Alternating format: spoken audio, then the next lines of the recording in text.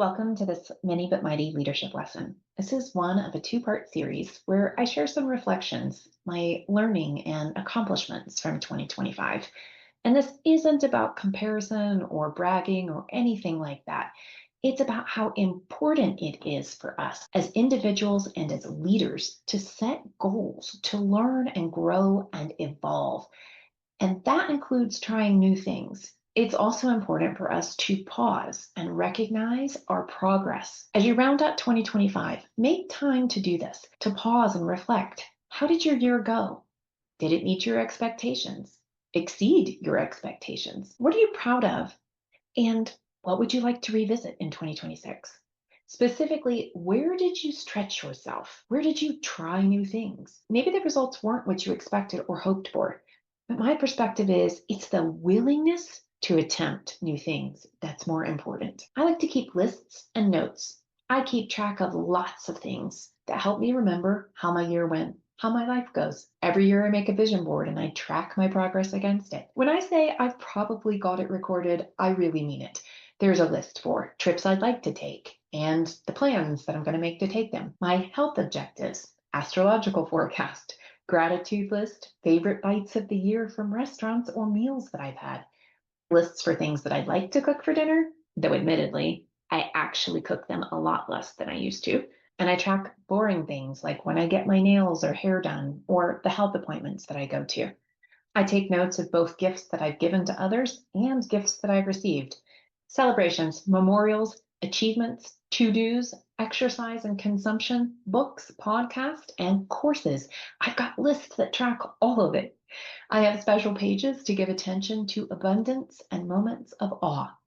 So naturally, I have a list of things that I tried for the first time this year. And I'd like to share some of that with you. Just before the new year, in November of 2024, I founded and launched my new business. And the reason I mention that is because that caused me to need to and to want to try a bunch of new things.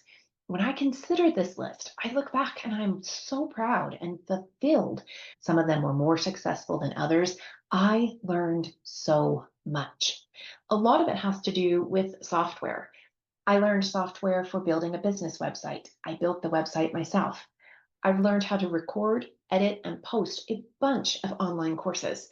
I also learned how to record videos, and I mean from scratch, y'all. I'm not one of those people, and this might be obvious based on some of the video quality, who spend a lot of time posting to social media. So I had to learn how to record videos, how to edit videos, what could you do if you screwed up the video, and even how to post it across multiple platforms. I spent time learning how to edit graphics in Canva. I took an agentic AI course that led me to many other software and applications that are AI based and caused me to really consider how to use ChatGPT and Claude and Gemini, which are things that I hadn't used much before this year. I learned way more than I wanted to learn about taxes for entrepreneurs and small businesses. I wrote a lot of contracts with new clients, and I dove into social media. Not my preferred way to spend my time, but I had to learn a lot from scratch about Instagram, LinkedIn, and YouTube. I have a lot more to learn, but I like knowing that I started at almost nothing and I've shown such progress across the year. I also spent months, way more time, effort, and energy than I initially realized, learning how to be a better presenter on stage, somebody who can present without looking at their slides or notes. It's tough. It's hard. It's thrilling to see the amount of progress I made, as well as, maybe even more importantly, the progress that people in my cohort made.